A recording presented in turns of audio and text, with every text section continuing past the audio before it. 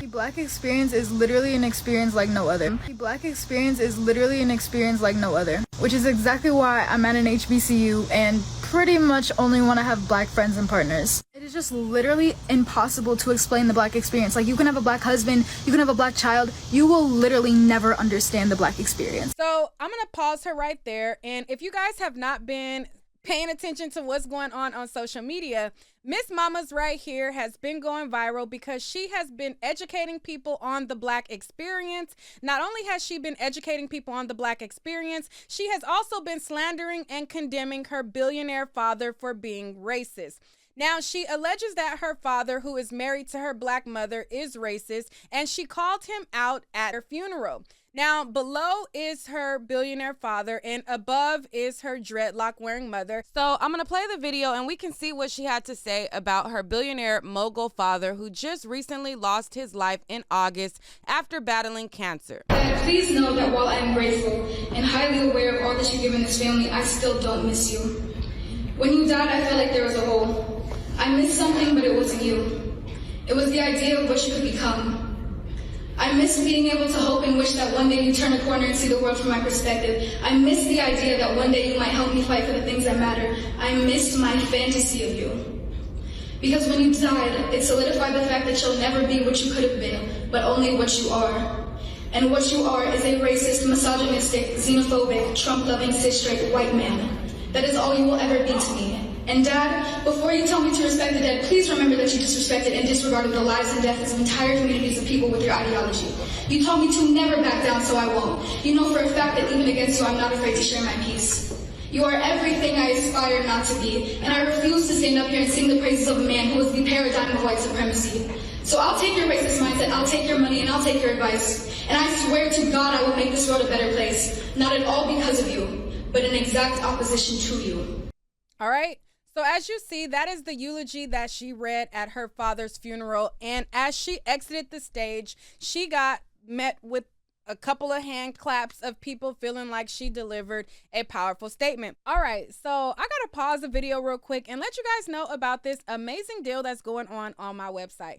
As you see, I am coming to y'all in a bonnet and a robe, and these two items can be found on my website, www.neekatnight.com. Now, since I've announced that I have these two items on my website, they have been going like hotcakes, so you definitely want to head on over there while you could get 50% off on it, okay? And while supplies last. In order to get 50% off of pajamas and lingerie, you use the code CYBERWEEK. Now, let's get back to this video. White supremacy. So I'll take your racist mindset, I'll take your money, and I'll take your advice. And I swear to God I will make this world a better place. Not at all because of you, but in exact opposition to you. All right.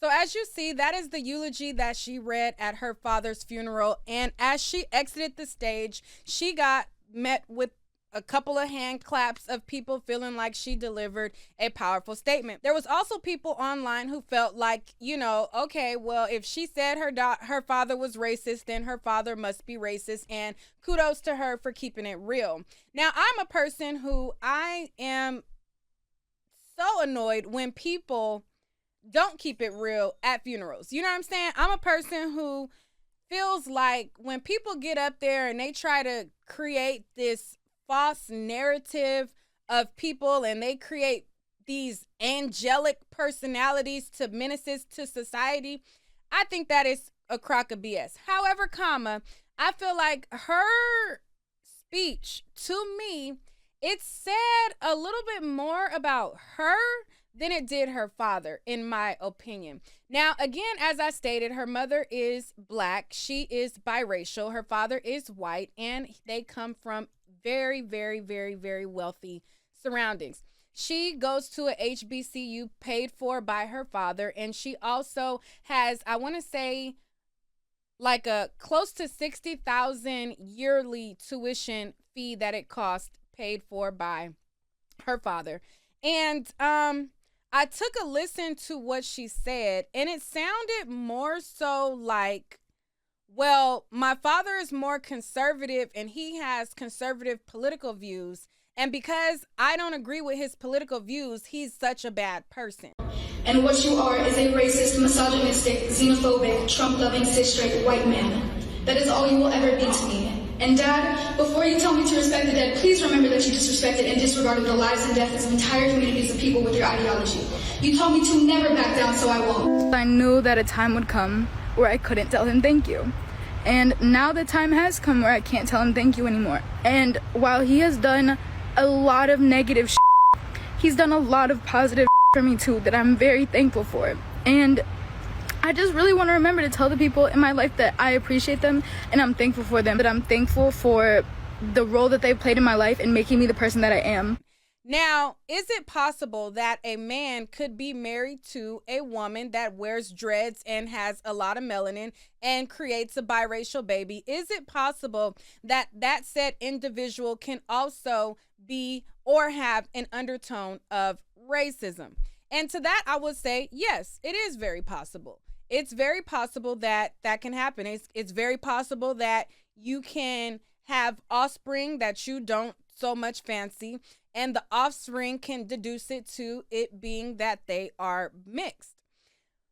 What I found interesting when I seen this was, to me, in my opinion, again, I'm not in her household. I can't tell her if her father is racist or not. I don't know if her mom is the type of woman who gets with a man who, you know, says slick stuff about black people and she he ha ha's about it. I don't know their dynamic. It could be possible.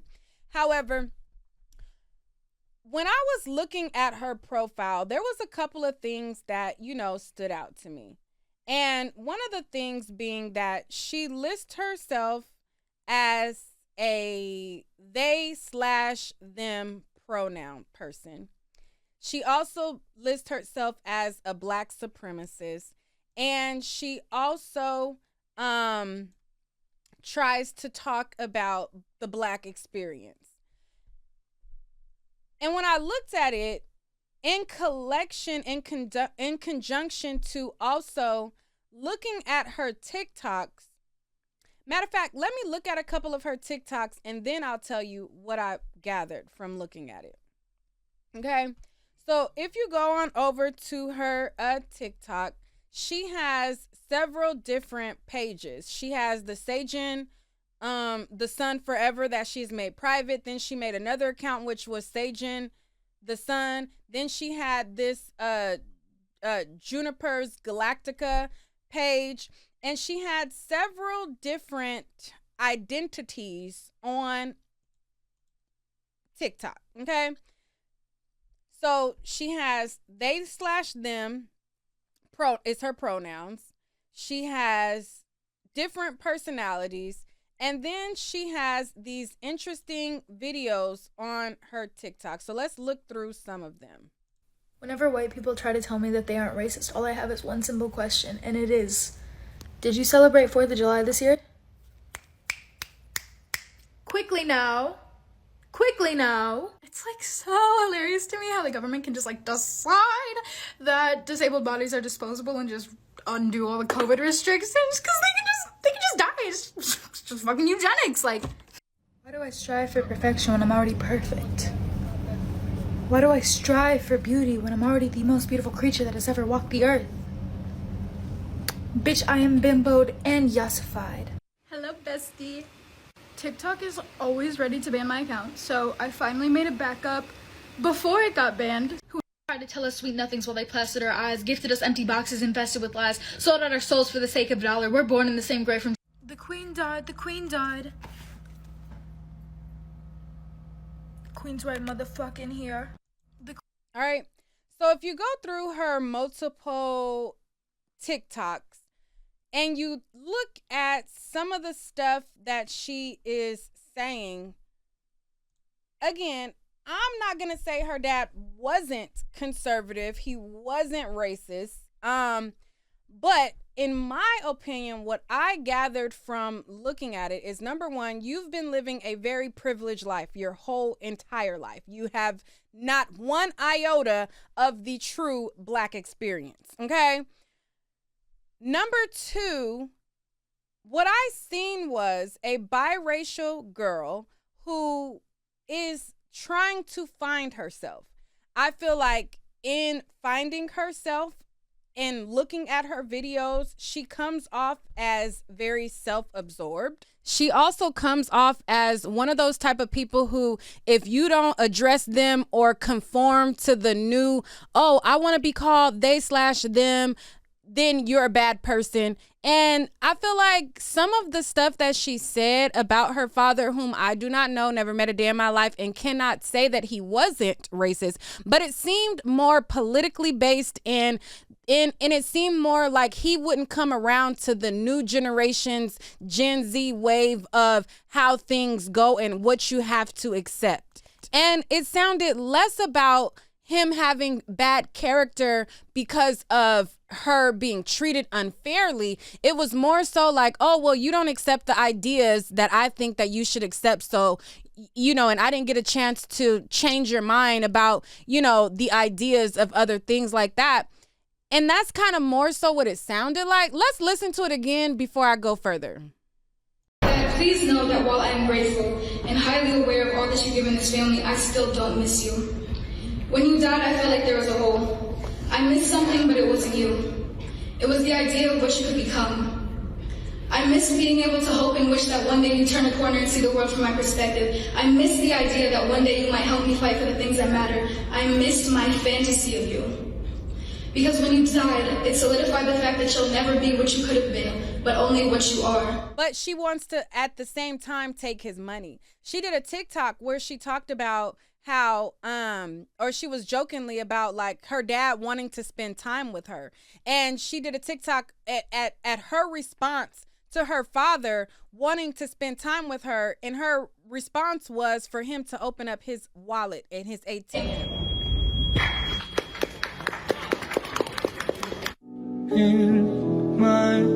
It says, when my dad wants me to spend time with him. Insert cash or select payment type. Okay.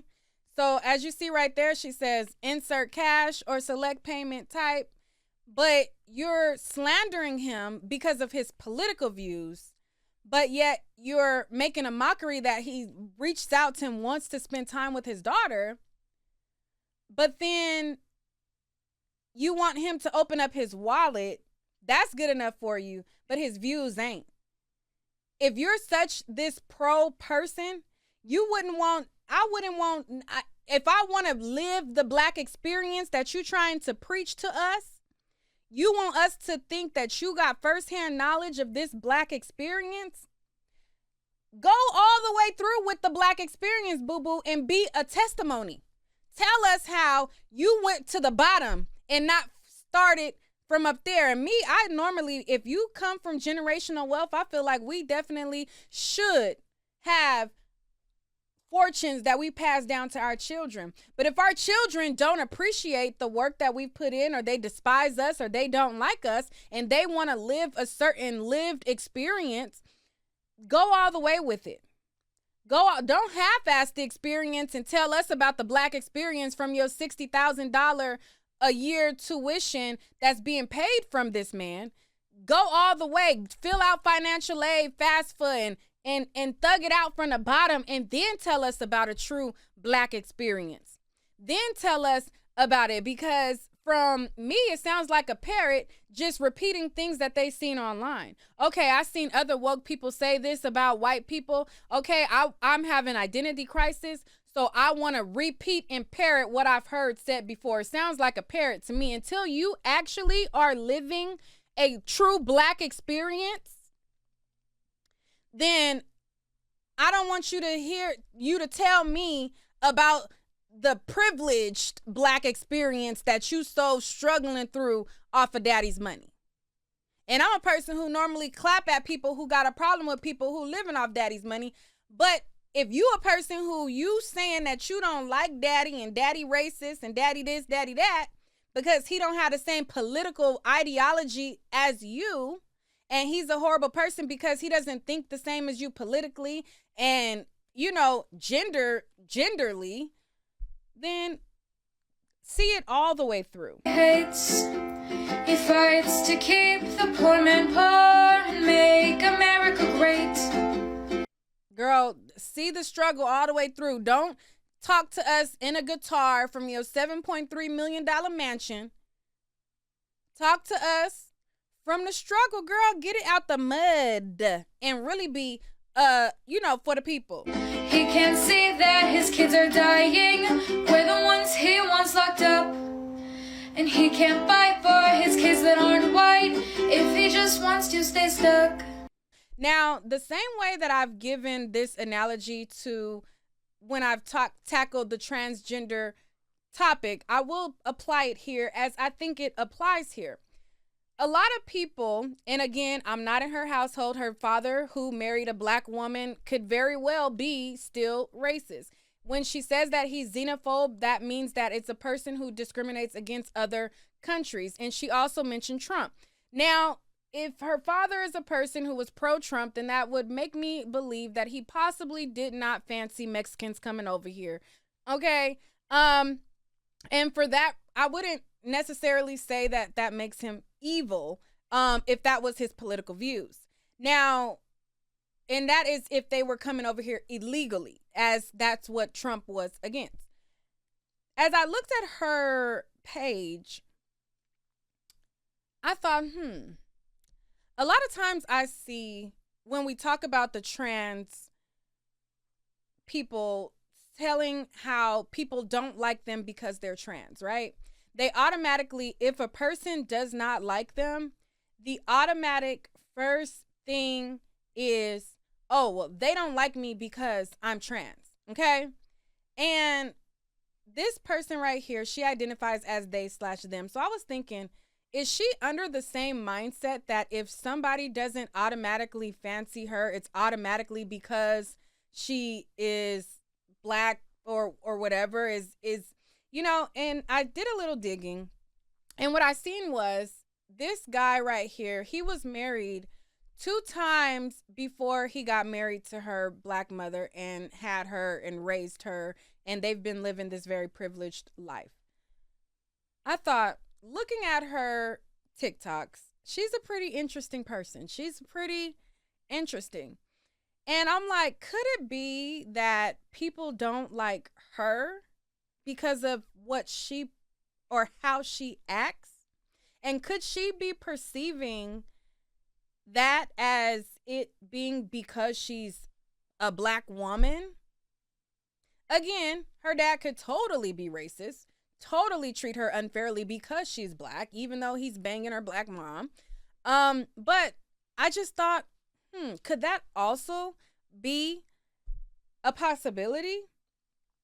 I don't know. But it begged the question as to a further conversation of how many people are actually living in situations where they are a product of interracial relationships and the father despises their other race. Now, it happens. I see it a lot. And we could discuss that further. But before we get into that discussion, I just kind of wanted to, could it be other things why people don't fancy you? I don't know. But we can also address the actual elephant in the room. I miss being able to hope and wish that one day you turn a corner and see the world from my perspective. I miss the idea that one day you might help me fight for the things that matter. I miss my fantasy of you. I knew that a time would come where I couldn't tell him thank you. And now the time has come where I can't tell him thank you anymore. And while he has done a lot of negative he's done a lot of positive for me too that I'm very thankful for. And I just really want to remember to tell the people in my life that I appreciate them and I'm thankful for them. Even the people that I have beef with, even the people that I'm not so close to, I want them to know that I'm thankful for the role that they played in my life in making me the person that I am. The Black experience is literally an experience like no other, which is exactly why I'm at an HBCU and pretty much only want to have Black friends and partners. It is just literally impossible to explain the Black experience. Like, you can have a Black husband, you can have a Black child, you will literally never understand the Black experience. Child, so this is part of, I guess, her Black experience. She is on a white, I'm sure all white, and she's probably the only Black person hockey team. And then she also has more photos of her and her friends. And it says that she graduated from high school in Beverly Hills, Michigan with close family and friends, and that her father supported her at her sports games. Also, in this article written by the Daily Mail, it goes into what her father has done in his career.